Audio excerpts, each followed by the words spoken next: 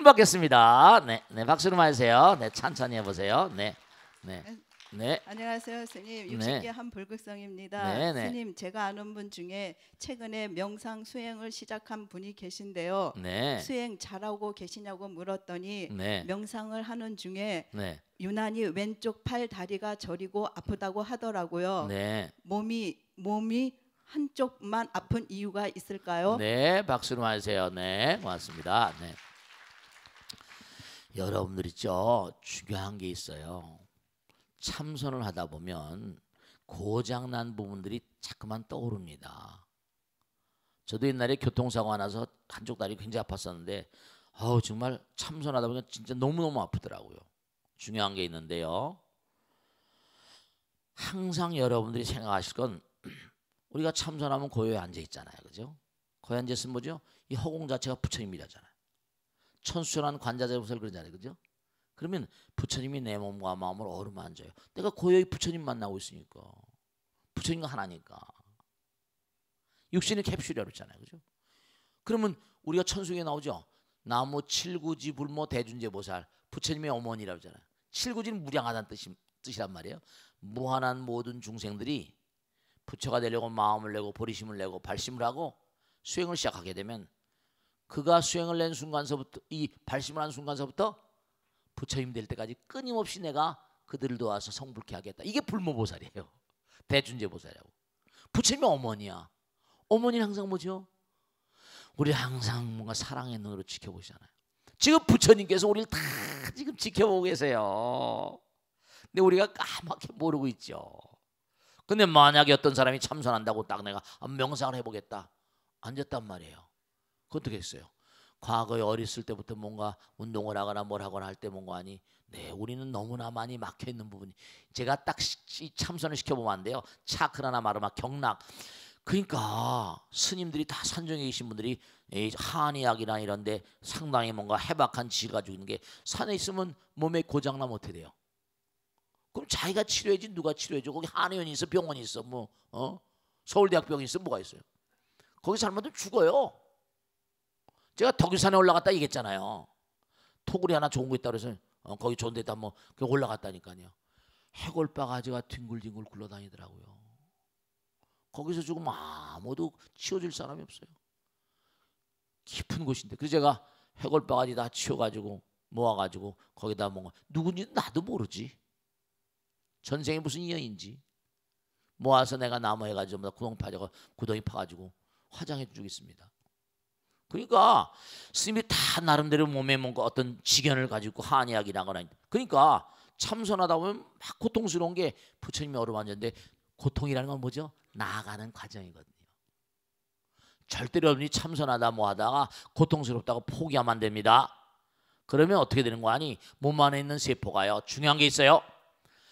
내가 지금 참선을 시작하면 새로운 마음가짐을 가지고 새로이 출발했기 때문에 그런 새로운 마음가짐을 먹으면 세포들이 자라나기 시작해요. 우리 몸에 있는 세포들이 아무리 오래 가더라도 뭐 몇 달씩 못 가거든요. 오래 가는 세포들이 많지 않거든요. 한 3개월, 100일도 하면 몸의 세포들이 한 바퀴 바뀝니다. 대충. 뼈대는 무슨 1000일도 100일 10번 해야 바뀐다고 다 나옵니다. 골격은 30년 기도해 바뀐다고 다 있어요. 그러니까 한 바퀴 딱 돌아요 이게. 근데 이게 뭐냐면 가다 보면 과거에 뭐 여러 가지 트라우마라거나 과거에 무슨 다친 거라거나 아픈 것 등등이 막 튀어나오는 거예요. 막 아파요. 나아져가는 과정입니다. 근데 만약에 그때 멈춰버리면 어떻게 되죠? 그거 봐라 이 녀석아 네가 뭘 한다고 그래. 기득권을 가진 아팠던 세포들이 더욱더 강해집니다. 다음엔 더 아프죠. 점점 하다 보면 참선과는 뭐라 인연이 없어질지 몰라요. 잘 견뎌내셔야 돼요. 그리고 이렇게 왼쪽 다리가 아프시고 뭐 이러면 차크라 그러니까 제가 이거 차크라 이거 꼭 이거 있잖아요. 이거 우리 몸에서 제일 중요한 게 나이가 들면 척추하고 관절이 중요합니다. 척추가 정말 중요해요. 척추는 왜 대들 뻔 아니에요. 이 건물이 유지되려면 그러니까 나이가 들면 허리가 꼬부러지면 안 돼요. 딱 척추 관절 정말 중요해요. 그래서 오랜 시간 아니라도 이 차크라는 게 너무 중요한 거예요. 그럼 우리 점점점 가면 갈수록 이게 점점 길이 열리고 막혔던 게 뚫리고 하다 보면 점점 나아져요. 제가 그래가지고 교통사고 났던 이쪽 때문에 아주 아파서 굉장히 힘들었습니다. 근데 이거 싹 없어지더라고요. 우리 차크를 딱 시켜보면, 우리 참선 요가를 딱 시켜보면 아팠던 게 전부 다 거의 다 낫더라고요. 그게 나아져가는 과정이에요. 다 뚫려버리니까. 그러니까 이른바 우리가 세상을 살아가면서도 뭔가 여러분들이 뭔가 아프고 쓰라리고 힘들고 할 때는 고통은 바로 뭐라? 고통은 나아져가는 과정이에요. 몸과 마음이 아플 때 제가 얘기했잖아요. 고통을 뭐라? 고통을 전혀 느끼지 못하는 병이 있다 없다? 네, 한센시병 같은 거. 그게 대단히 죄송스럽죠. 문둥병 같은 건요. 제가 우리 친구한테 얘기 들었는데, 제가 언젠가 한번 얘기했잖아요. 고통을 전혀 느끼지 않는 이상한 병이, 세수하다 손가락에 툭툭 빠진대요. 살점이 툭툭 떨어져라. 얼마나 기가 막혔어요. 그냥 자기 세수하다가 살점이, 고통도 없어요. 툭툭 떨어져. 툭툭. 그냥 문둥병이 그렇게 무서운 거예요. 전혀 고통을 느끼지 않는 거예요. 그러니까 고통을 느끼는 게 뭐라? 나아져가는 과정이라고 생각하시고 굴하지 않고 계속 나가셔야 돼요. 꼭 당부드리는데, 그래서 요가라는 건 뭔가 아니, 인도에서 나온 거지만 그 뭐 이상한 자세하고 이런 게 아니라 몸의 뭔가 경락이나 경혈 막혔던 걸 열어주면서 고쳐가면서 수행하는 거라고요. 그러니까 우리 한국의 선방 같은 데서도 뭔가 아이가 좀 뭘 좀 그런 걸 좀 관심을 가지면 참 좋을 텐데, 우리 손병 같은 걸 자꾸 야기하고 하니까. 아시겠죠? 자, 그럼 익명과 게시판 한번 보겠습니다. 스님, 저는 40대 후반의 여성이고요. 고등학교에서 영어를 가르치고 있습니다. 불교에 귀화한 지는 3년쯤 되었는데요. 벚꽃의 통을 보면서 스님의 가르침을 통해 나날이 불교의 새로운 세계에 대해 알아가는 재미로 살고 있습니다. 그런데 최근 저에게 인생의 고민이 생겼습니다. 남편과 저는 같은 대학 같은 과 동기로, 남편도 고등학교 영어 교사인데요. 지난 여름에 결혼 20주년 기념으로 대학 동기가 살고 있는 캐나다에 갔다가 남편이 그곳의 자연과 환경에 완전히 반해서 이민을 가자고 조르기 시작했습니다. 남편도 저도 영어는 어느 정도 하기에 언어는 크게 문제가 되지 않습니다만, 어쩌다 여행을 한 번씩 가는 건 몰라도 먹거리도 문화도 다른 먼 이국 땅에서 새로운 인생을 시작한다는 게 저도 두렵습니다. 그리고 대학생 아들 하나만 한국에 남겨두고 발길이 떨어질 것 같지도 않습니다. 남편 아들에게도 캐나다나 미국으로 유학을 준비해보라고 권하고 있고, 아들도 의향은 있지만 당장 군대도 다녀와야 하고 혼자서 몇 년은 지내야 하는 상황이거든요. 정이민을 가고 싶으면 아들이 군대나 다녀와서 유학 결정이 나면 그때 가자고 해도 저희 남편은 그때면 우리가 50이 넘는다며 너무 늦다고 고집을 부리고 있습니다. 3남매의 막내인데다 어려서부터 하고 싶은 건 꼭 해야 하고 그것도 당장 해야 하는 성격이라 제가 반대한다고 해도 좀처럼 고집을 꺾을 것 같지가 않습니다. 지금도 이민에 대해 혼자 신이 나서 알아보고 다니고 있고 저를 설득하느라 여념이 없거든요. 솔직히 남편의 고집을 당해낼 자신도 없고 그렇다고 이민을 가고 싶지도 않고, 스님, 전 어떻게 하면 이 문제를 지혜롭게 풀어갈 수 있을까요? 어떻게 보면 대단히 어려운 얘기 같은데 어떻게 보면 대단히 간단합니다. 일단 어쨌든 간에 분명한 사실이, 저는 잘 모르겠어요. 근데 이분이 지금 캐나다의 겉모습만 보고 그러는 것 같은데, 캐나다가요 그렇게 일자리가 많지 않습니다. 우리도 캐나다에 절 있었잖아요. 캐나다에 가 사시는 분들 보면요, 거의 다 제가 쭉 관찰해 보니까 똑 부러진 일자리가 별로 없더라고요. 여기서 가져간 돈 가지고 먹고 사는 분들이 많으십니다. 제가 다 이민 생활을 들여다봤죠. 이분도 지금 캐나다 가서 무슨 일을 어떻게 하고 사실지 우선 가면 일을 하셔야 될 거 아니에요. 실상을 잘 들여다봐야 됩니다. 겉보기만 하지 말고. 거기 가서 이민 가서 사시는 분들은요, 뭐 자기들이 좋다고 지금 현재 상이 나쁘다 그러면 사실 뭐죠? 자존심 꿀리고 꺾이는 거 아니에요. 근데 제가 가서 우리 여기 보살님도 캐나다에 뭐 밴쿠버니 갔다가 도로 돌아오시면 여러분이에요. 실제로 그렇습니다. 캐나다엔 직장이 그렇게 많지도 않고요. 캐나다도 사회주의 국가라서 여러 가지를 볼 때 사회주의가 뭐 꼭 사회주의는 아니지만 사회주의성이 강하거든요. 여러 가지로. 그래서 캐나다에는 절들도 거의 잘 안 되더라고요 보니까. 그래서 그런 점을 잘 가서 무엇을 할 것인가, 뭘 해먹고 살 것인가, 생활해야 되니까 그걸 잘 뭔가 생각하셔야 됩니다. 남편한테 그 점을 유념하시라고 하고, 중요한 거는 뭐냐? 네, 부부가 뭐예요? 한 몸이잖아. 일심동체. 남편이 지금 자기 자신도 그렇네요. 남편의 고집을 당해낼 자신이 없다. 근데 그 이민을 가고 싶지 않다. 그러면 이혼해야 됩니까? 어떻게 됩니까? 그러니까 우선 첫째는 뭐냐? 아들도 이제 무슨 뭐 군대도 갔다 와야 되고 하고 하는데 너무 서두르지 마시고 여러 가지 남편한테 그러세요. 좋다. 우선 조사해봐라. 근데 가서 우리 뭘 먹고 살 거냐? 내가 얘기를 들어보니까 이민 가서 하는 사람들 전부 다 가져간 재산 가지고 가져간 재산 떨어지면 다시 와야 됩니다. 아니 실제로 그런 분들 하면 제가 토론토라고 하는 데 있어서 토론토라는 절이 있어가지고 제가 한참 절을 하다 보니까 어떤 문제가 있는 거 아니에요? 우선 절에 나오는 신도들이 그렇게 많지는 않다. 운영 자체가 안 돼요. 그 어떤 비구니스님한테 내가 그걸 인수받았는데 비구니스님도 그냥 거기 있다 몇십 년 있다 절 하나 만들고 그냥 그건 나한테 넘기고 그냥 들어와 버렸다니까. 그러니까 뭐 여러 가지로 잘 안 돼요. 그리고 뭐 절들도 영 되지도 않고 다니는 사람도 많지 않고. 그렇다고 뭐 캐나다 사람들한테 포교하겠어요? 영어를 잘해 뭐래.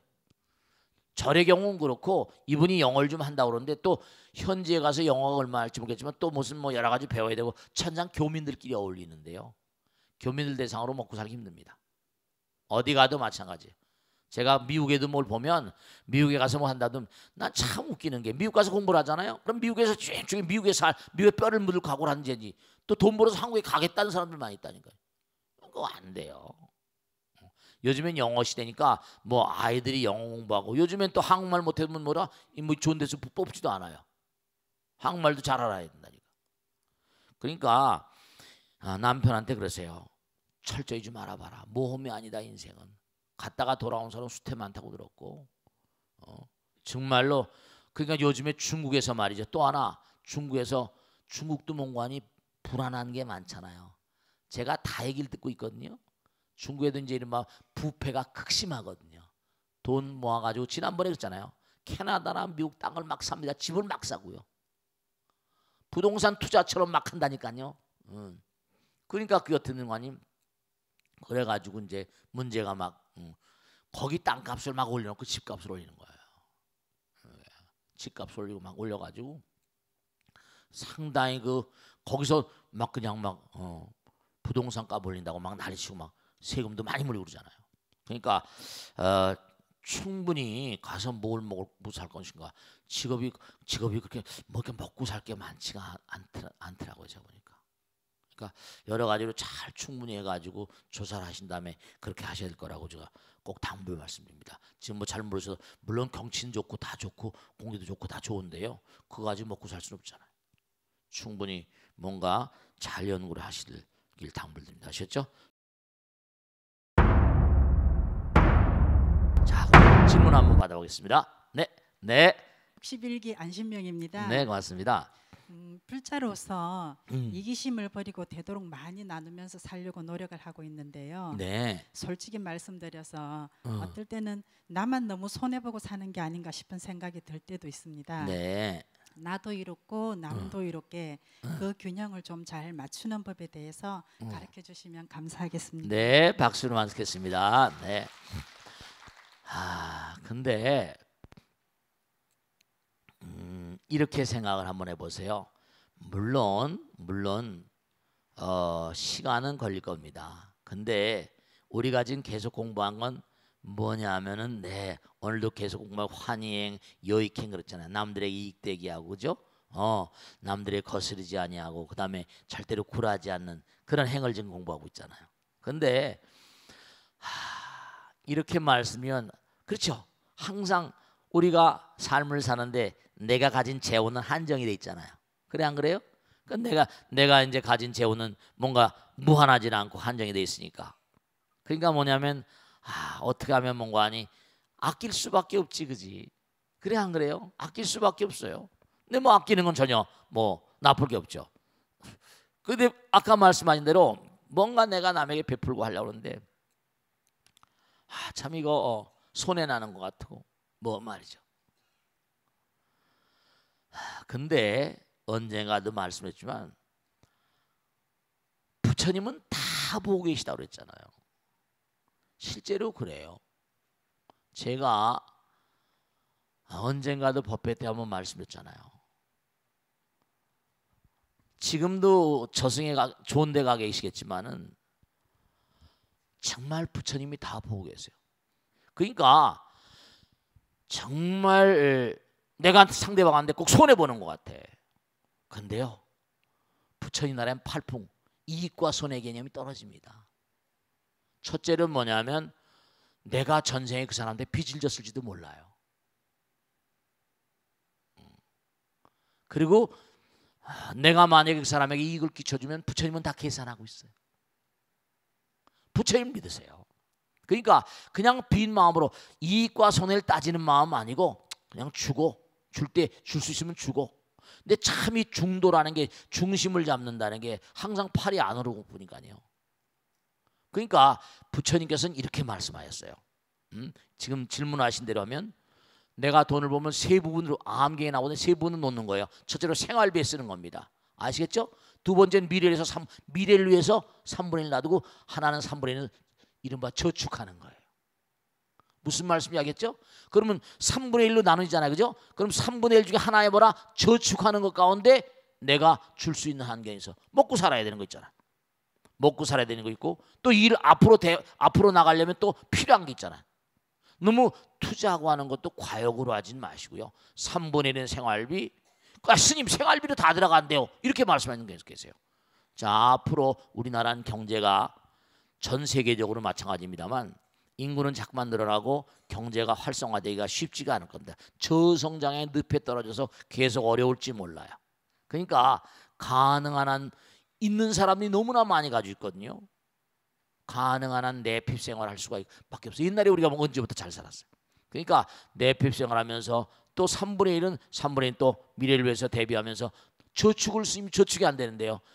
어느 부분은 은행 통장에다 저축 못한다 하더라도 그런 건 남에게 베푼다는 마음으로 사시면 그러면 그것도 부처님께 다 계산할 거예요. 왜냐하면 은행에다 저축하는 것도 중요하지만 뭐죠? 상대방의 마음 가운데 저축하는 것도 이 우주는 공짜가 없어요. 인과니까.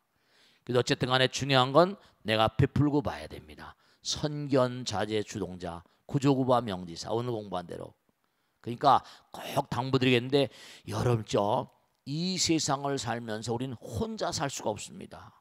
언제 어떤 경우라도 남들과 더불어 사니까 남들이 나에게 호의적인 마음을 가지고 있을 때 내가 잘 되는 거잖아요. 그러니까 중요한 게 내가 뭐 왕이 된다거나 재벌이 된다는 건 전부 다 뭐라? 전생사 공덕이 숭한 인간들이 되는 거예요. 아무나 되는 게 아닙니다.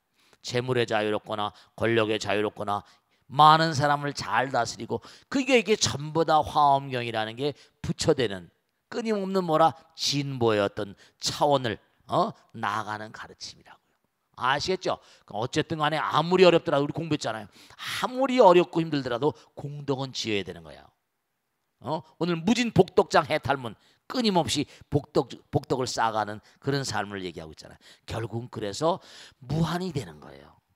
가정생활 하려다 보니까 재물이 필요하고 한데요. 진짜요. 부처님이 다 보고 계세요. 정말입니다. 그러니까 꼭 당부드리겠는데 부처님이 다 알고 계시고 다 놔두고 간다. 뭐 아들, 딸, 남편 있고 아내 있고 다 그렇지만은 뭔가 내가 베풀고 펼치면 부처님께서 절대로 뭐라? 굶주리게 안 하세요. 아시겠죠? 자, 그러면 익명 게시판 한번 보겠습니다.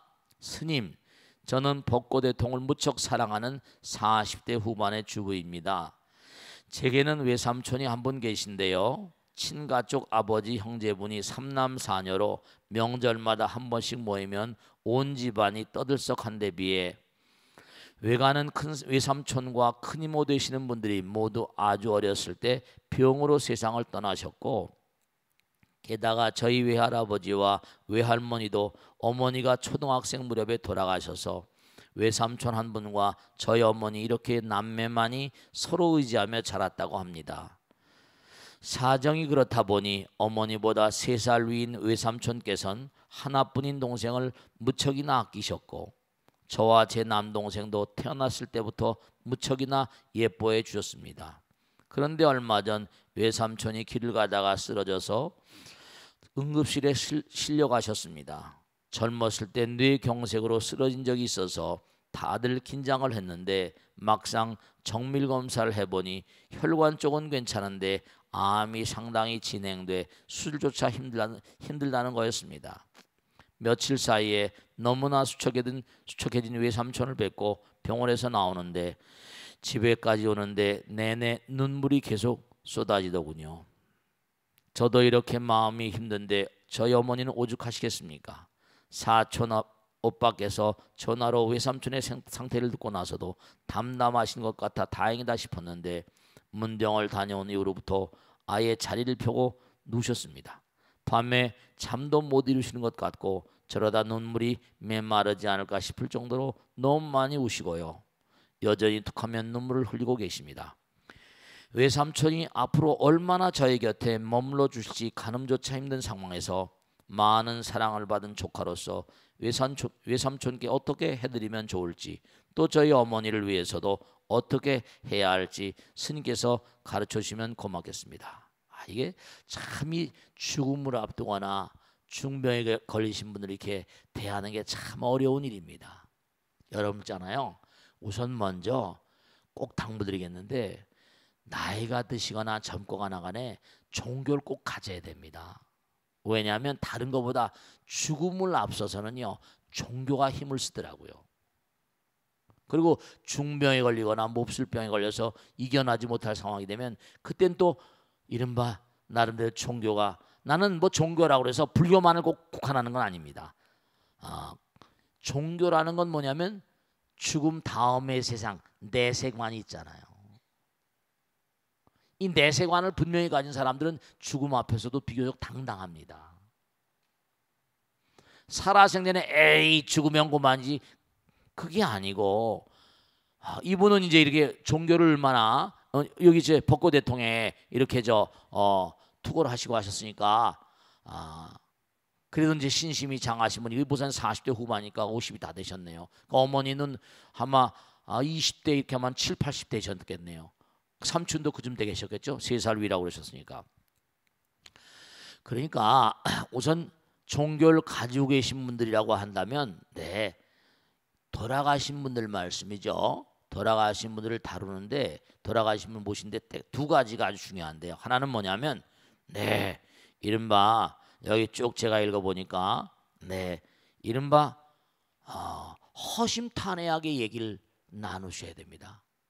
그리고 두 번째로 좀 너무 이른바 말하면 슬퍼하거나 긴장하거나 그러지 마시고 좀 유머러스하게 부처님이 다 지금 뭔가 보고 계시고 외삼촌 다 부처님이 모시고 갈 테니까 걱정하지 마세요. 부처님이 외삼촌이 다 알아서 하실 테니까 좀 유머러스 하시도록 허심탄회하게. 끼사꽃담이라고 부처님 당시도 몽고하니 어떤 여인이 하나 있었어요. 근데 외아들입니다. 근데 외아들이 죽었어요. 막 미치고 펄쩍 뛰는 거죠. 부처님께 찾아온 겁니다. 정말로 말이지 우리 아들 좀 살려달라고 그냥 아들을 살려낼 수가 있습니까? 괴로워서 어쩔 줄 모르는 거죠. 그때 부처님께서 저 아랫 마을에 가서 집집마다 다니면서 사람이 하나라도 죽지 않은 집에 가서 겨자씨 한 줌을 얻어와라. 겨자씨 다 다니고 보니까 뭐죠?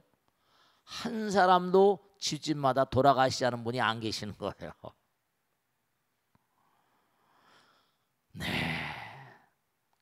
와서 이제 부처님께 그 얘기를 합니다. 그거 봐라.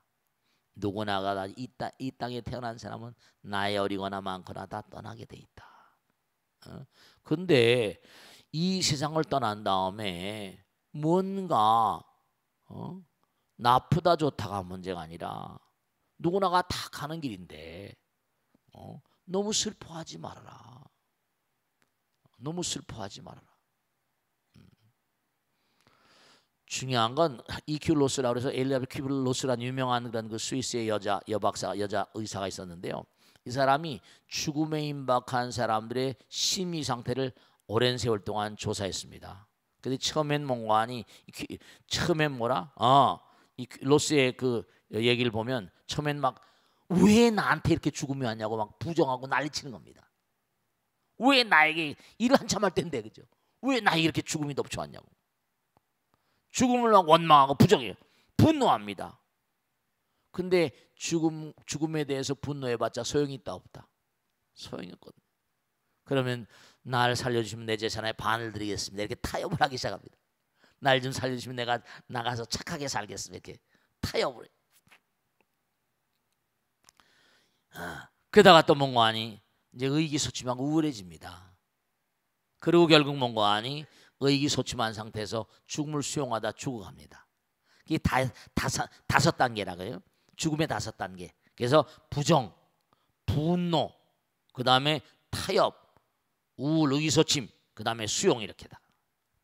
5단계. 그런데 이렇게 딱 죽음을 맞닥뜨린 분들한테 참 이게 막연하거든요. 그러니까 우리가 죽음에 대해서 너무나 공부가 안 되고 대비가 안 돼 있는 거예요. 정말로. 그래서 제가 죽음에 대한 얘기를 많이 하잖아요.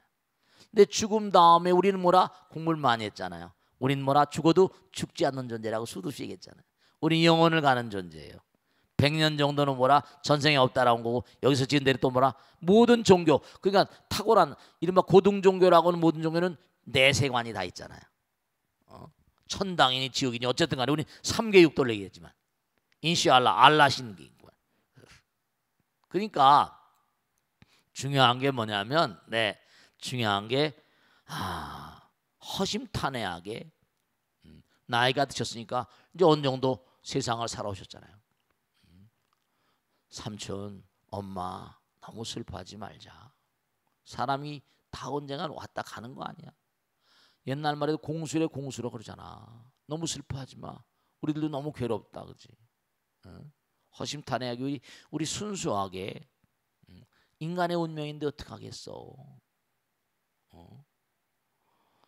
정말로 뭔가 하니 이제 이분이 그러니까 나이가 이렇게 되셨으니까 암이 이렇게 만일에 되면 말이죠. 근데 어쨌거나 간에 이제 2가지거든요. 하나는 제가 하도 환자들을 많이 보니까 마지막까지도 말이죠. 마지막까지도 강렬하게 삶의 의지를 불사르다가 살려고 발버둥 치는 분들 계십니다. 살려고 발버둥 치다 보니까 죽어도 뭔고 아니야. 삶에 대한 의지가 강하니까 다시 올 수밖에 없어요. 그러니까 이른바 말하면 허심탄회하게 뭔가 받아들이도록 하시고, 그리고 정말 삼촌은 정말로 뭐냐면 착한 마음으로 성실하게 사셨으니까 정말 부처님 하나님이 정말로 뭔가 하니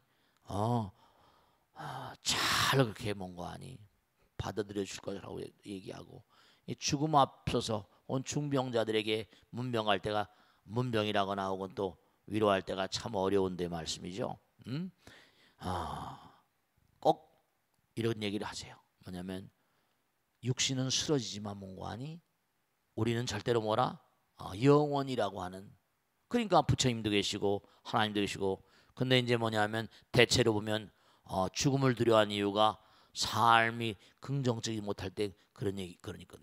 근데 부처님께서 마하남이라고 자기 제자에 그런 얘기 하잖아요. 내가 지금까지 열심히 살아왔고 뭔가 지금도 뭔가 항상 부처님을 생각하고 나를 생각하고 그러니 너의 앞길이 절대로 뭐라? 나쁠 이유가 없다. 그러니까 몸과 마음으로 열심히 살아오셨으니까 다 부처님께서 다 도와줄 거예요. 참 이게 어려운 얘기입니다. 그래서 꼭 당부드리겠는데 누구나 죽기 때문에 죽음이 없으면 종교도 필요 없습니다. 그러니까 그래서 살아생전의 사생관에 대한 확고부동한 관점을 정립해두지 않으면 죽음 앞에서 정말 막연할 때가 많고, 그래서 뭔가 안타까울 때가 너무나 많아요. 우리는 영혼의 여행자니까 말씀이죠. 무슨 말씀이 알겠죠? 자, 그러면 꼭 당부드리겠는데, 이 죽음을 앞둔 사람들, 요즘에 너무 병이 많으니까 그런 분들을 위해서라도 이제 그런 게 이제 병이 위중하다고 하면 점진적으로 이렇게 점진적으로, 그리고 이제 부처님 법문 테이프, 이제 이른바 죽음에 대한 어떤 제도를 위한 테이프 같은 것도 갖다 틀어드리고, 이렇게 여러 가지로 그런 그 내용들이 많이 있잖아요, 그죠? 그런 법문해드리고, 우리 능인불교대학 때 다 공부했잖아요. 가능한 한 뭔가하니 그 병실에다가 부처님도 하나, 이렇게 불상도 하나 갖다 놔두시고, 그 연불 소리도 자꾸만 듣게 해주시고, 뭐 이렇게 자꾸만 하게 되면 마음 가운데 마음이 많이 평안해져서 그 가실 때 가실 것이고, 이제 마지막으로 하나 말씀드리면 뭐냐면, 한번 지금까지 제가 꼭 드린 말씀인데, 지금까지 살아오시면서 뭔가하니 마음 가운데 급급한 일이라거나 누구한테 섭섭하거나 누구한테 내가 죄송하거나 미안한 분들이 계시면 한번 쭉 정리를 해보시라고 하는 거. 그러면 이제 그런 것도 마음을 평안케 하는데 큰 도움이 됩니다. 아시겠죠? 자, 감사드립니다. 대단히 고맙습니다. 네, 감사합니다. 네.